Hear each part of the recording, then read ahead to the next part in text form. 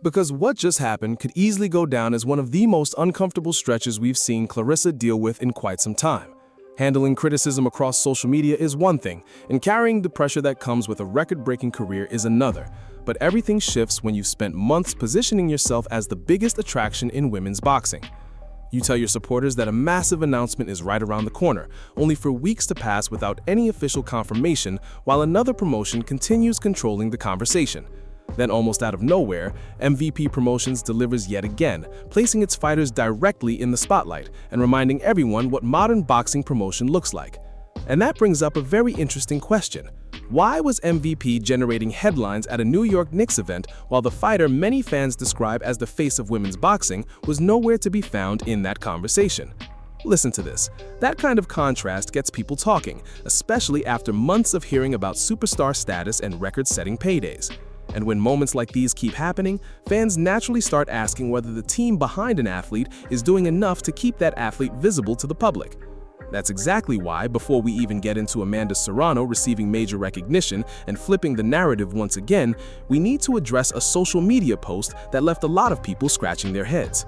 The post declared that the GWAT was still rewriting boxing history. And honestly, that statement immediately sparked debate because there hasn't been much activity since her appearance back in February. Even so, the message doubled down, reminding everyone that Claressa remains undefeated, undisputed, and continues accomplishing feats that only a handful of fighters in boxing history can claim. Then came the long list of accomplishments. An 18-0 record, undisputed heavyweight champion status, undisputed championships in 3 different divisions, multiple world titles, 2 Olympic gold medals, and the rare achievement of holding all 4 major belts across 3 separate weight classes. And while those accomplishments are unquestionably historic, many fans immediately locked on to another part of the message, which praised her most recent win as yet another dominant performance. That's where the discussion starts to shift, because the real question isn't about what Claressa has already done, it's about what comes next. Does she remain at heavyweight, move divisions once again, or pursue another legacy-defining fight that adds even more to an already remarkable resume? The concern critics continue bringing up is pretty straightforward. If a major fight has supposedly been in motion for this long, why are fans still left guessing about the next opponent will be? If training camps are already active and negotiations have been completed, shouldn't there be more clarity about the next challenge by now? And if there isn't, people are naturally going to wonder whether all the teasing has been more about publicity than an actual finalized matchup. On top of that, the debate only grows louder whenever names like Hannah Gabriels and Chris Cyborg continue appearing in conversations about Claressa's future. Whether those matchups happen, whether that's accurate or not, one thing is becoming impossible to ignore. The pressure for a major announcement is rising fast, and fans are clearly losing patience waiting for concrete answers. So what are we actually supposed to make of all this? Hold up, what exactly are fans supposed to believe at this point? Seriously, can somebody explain how any of this adds up? If a fighter is constantly promoted as one of the faces of women's boxing, then why are supporters still guessing about potential opponents while other fighters appear fully prepared to compete? That's the detail that has a lot of people looking at the situation sideways. And from where many viewers are standing, it almost feels like the sport has started heading in an entirely different direction. Which takes us directly to the next major story. MVP Promotions wasted no time whatsoever celebrating one of the biggest names on its roster. The company shared a congratulatory message for Amanda Serrano after she secured a spot on Time magazine's inaugural list of the 100 most influential athletes. The promotion applauded her journey, referred to her as the Queen of MVP, and made it absolutely clear they were proud to be part of her success. Then came the magazine cover itself, and the accomplishments attached to it were impossible to ignore. Tied for the most knockouts in women's boxing history, a champion for 10 straight years, the first woman to headline a boxing event at Madison Square Garden, a 7-division world champion, the first undisputed Puerto Rican champion, a competitor in the most-watched women's boxing match ever, and one of the highest-paid female fighters the sport has ever produced. That's the kind of resume that commands attention whether people agree with it or not. Now listen to this, because this is where things became especially interesting. The moment that recognition started making rounds online, many people expected Claressa Shields to weigh in. And sure enough, the social media drama arrived right on cue. Amanda was reportedly connected to posts featuring pointed messages, including one that read, "Always the one, never the two." Another message stated, "Find something stupid to play with. He picked you." Not exactly a subtle message. Yet another post suggested that certain people serve as examples of what not to become, which only intensified speculation across social media. Naturally, fans immediately began connecting the dots and debating who those remarks were directed toward. Claressa eventually responded, brushing off the entire situation with laughing emojis and a straightforward reaction. She also pushed back by questioning why she keeps getting compared to fighters who have multiple losses on their records, including repeated defeats to the same opponent. Then came the familiar reminder that she still views herself as the #1 fighter in boxing. But that's when the internet did what it always does best. It started analyzing every word, every statement, and every possible meaning behind them. Once that happens, the discussion develops its own life. Before long, the focus wasn't even centered on boxing anymore. Instead, it turned into another full-scale social media showdown with thousands of spectators watching from the sidelines. Meanwhile, critics continue bringing up personal controversies and relationship rumors that have followed Claressa for months. Fair or unfair, those discussions seem to resurface every single time her name starts gaining traction online. People began questioning priorities, wondering why certain public appearances never materialized, and why specific storylines kept dominating headlines instead of upcoming fights. The speculation grew louder, the memes became more ruthless, and social media did what it always does best, turning every disagreement into a full-scale spectacle. As if that wasn't already enough, users started resurfacing older posts where Claressa had previously spoken highly of Amanda. In multiple comments, she praised Amanda, showed support, and even highlighted the mutual respect they once shared within the sport. That's exactly why so many fans were caught off guard by how dramatically the tone appeared to shift.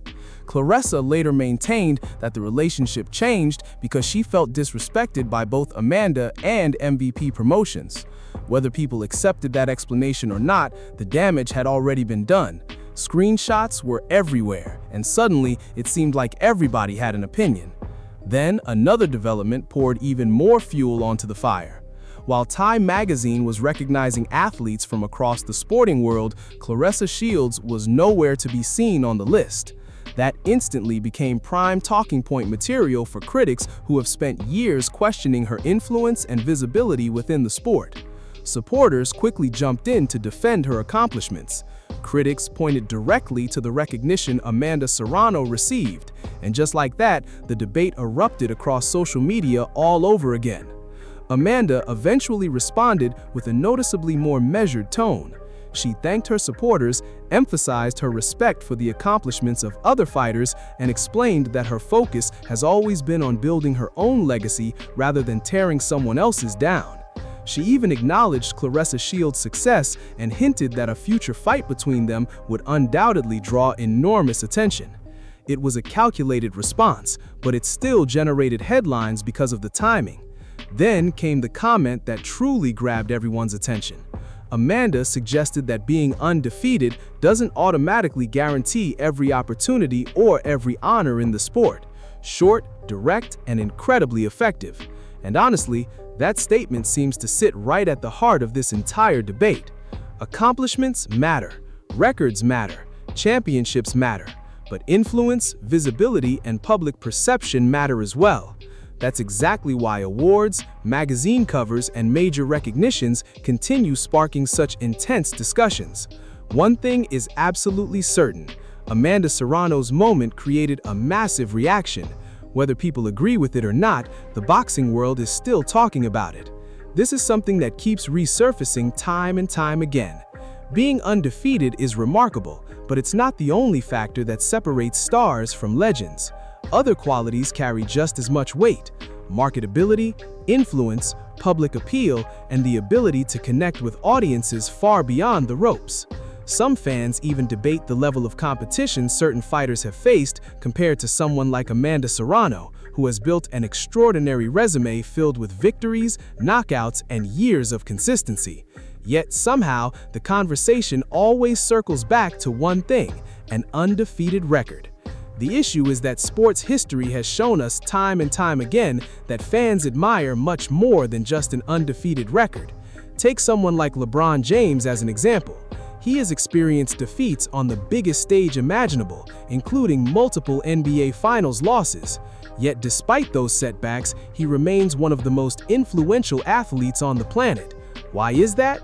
Because influence extends far beyond wins and losses alone. It's about endorsements, business ventures, leadership, cultural impact, and creating a brand that reaches people who may never even follow your sport.